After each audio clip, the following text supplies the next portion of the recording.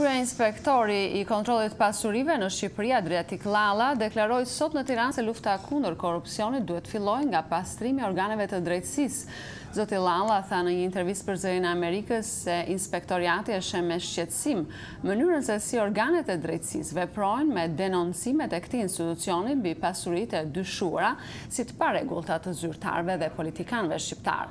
Ai tha se dyshonte se prapa çdo denoncimi të rrëzuar mund të qëndrojnë favore që zyrtarët u bëjnë njerëz të drejtësisë. Në intervistën me korrespondentin tonë Liriana Golli në Tiranë, zoti Llalla foli edhe për nismën e fundit që tetohen edhe pasuritë e personave që u bëjnë dhurata zyrtarëve deri në 10.000 euro. Zoti Kryeinspektor, çfarë keni konstatuar në këto 4.700 deklarata që kanë sjellë zyrtarët deri tani apo në verifikimin e rreth 190 veçantë tyre nga shorti? Këto deklarata vijojnë të jenë ende në procesin e kontrollit. Institucioni ynë po mbledh dhëna në të gjithë institucionet publike ose publike në funksion të kontrollit që kryen përhetimin e këtyre rasteve. Besojmë se fundi muaj shtator dhe tetor do të jenë në rastin do të jetë afati kur ne do të bëjmë publike deklaratat e rezultatet e këtij kontrolli. Zoti Llalla, ju keni thënë shpesh që shumë nga denoncimet të zyrtarëve, shkelje që ju keni gjetur në deklaratat e pasurisë që I çonin në prokurori apo institucione të tjera, ato pezullohen nga organet e drejtësisë, hidhen poshtë ose kthehen përsëri për hetime të mëtejshme. Çfarë nuk shkon në bashkëpunimin midis institucioneve të drejtësisë për të luftuar më mirë korrupsionin në radhët e administratës shtetërore? Ajo që nuk shkon është mos funksionimi në mënyrën e duhur e institucioneve të drejtësisë. Ne gjykojmë se mjaft raste të kallëzuara ose dërguar nga ne jon për gjykim nuk hetohen ose nuk jepin zgjidhjet e duhura ligjore. Kjo mendojmë se ndodh për shkak se vendimet I jepen në shkëmbim të favoreve të ndryshme për zyrtarët e kallëzuar prej nesh. Ne kemi denoncuar publikisht, kemi ankemuar këto raste, më pas si në gjykat kemi vënë në dieni kuvendin apo dhe institucionet të tjera kushtetuese nga të cilat ne vevaremi. Gjykojmë sërish se institucionet e drejtësisë ka nevojë që të jenë më transparente dhe pikërisht janë institucionet ku duhet fillojnë lufta ndaj korrupsionit. Zoti Llalla, Bashkimi Evropian pritet pas disa javësh të nxjerrë raportin vjetor të progresit lidhur me ecurinë e Shqipërisë. Midis 12 rekomandimeve është edhe lufta ndaj krimit dhe korrupsionit. A keni ndonjë vlerësim ju si drejtues I institucionit të rëndësishëm luftën kundër korrupsionit lidhur me përpjekjet që bën Shqipëria për ta luftuar korrupsionin? Ne shohim me shqetësim mënyrën se si drejtësia punon për të reflektuar ndaj korrupsionit.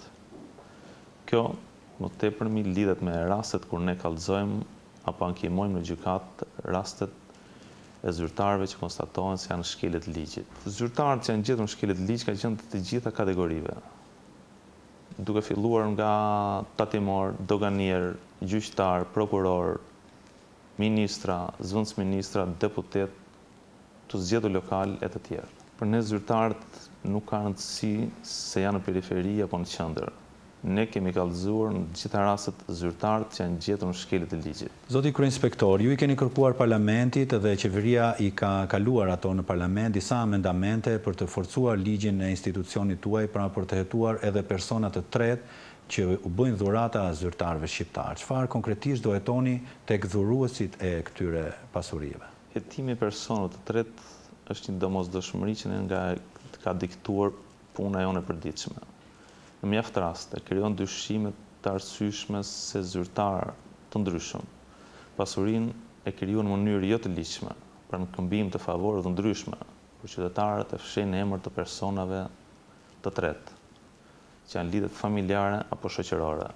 Mjaft të zyrtar krijojnë dyshimet se pasurinë e krijuan në mënyrë jo të ligjshme kanë fshehur në lidhje pra familjare apo shoqërore duke fshehur pasurinë në forma të ndryshme, duke regjistruar në emër të personave të lidhur me ta apo duke hapur llogari bankare në emër të tyre. Po kështu janë dhe rastet e dhuratave, një tjetër problem shqetësues që ne hasin në punën tonë të përditshme.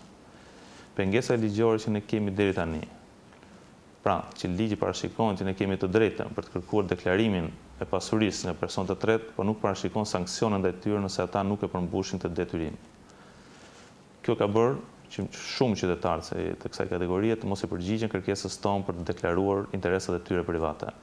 Besojmë se me miratimin e mendimeve ligjore që ne kemi kërkuar, kjo pengesë do të hiqet dhe ne do të kemi mundësinë tashmë të hetojmë personë të tretë për të provuar pasurinë që ata kanë, pra ata do të kenë detyrimi ligjor të deklarojnë pasurinë pranë institucionit tonë dhe njëherëzi ligjshmërinë e burimit të pasurisë së krijuar prej tyre. Ky do të jetë një hap shumë i rëndësishëm në drejtim të hetimeve që ne kryejmë, po ashtu për të nxjerrë përpara ligjit të zyrtarët që dyshohen se fshin pasurinë në mënyrë jo të ligjshme, po ashtu edhe qytetarët që kanë fshirë pasurinë e zyrtarëve në të tilla raste. Zoti Llalla, cilat kanë qenë dhuratat më paradoksale, më të çuditshme ose më të mëdha që janë bërë zyrtarëve shqiptar dhe ku bazohen, çfarë janë këto dhurata kaq të mëdha për zyrtarët shqiptar? Në vlerësimin tonë mjaft raste kjo është mënyra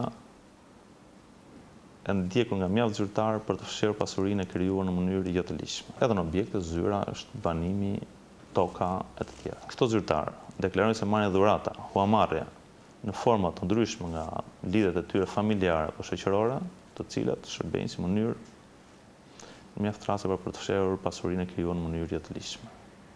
Ata dhe pse deklarojnë këto dhurata, dhuruesi i tyre nuk deklaron pranesh arsyen dhe dhurimit të kësaj shume dhe burimin e krijimit prej tij të shuma të tilla, duke filluar nga 10.000 euro, po themi deri në shuma që kalojnë mbi 100.000 euro.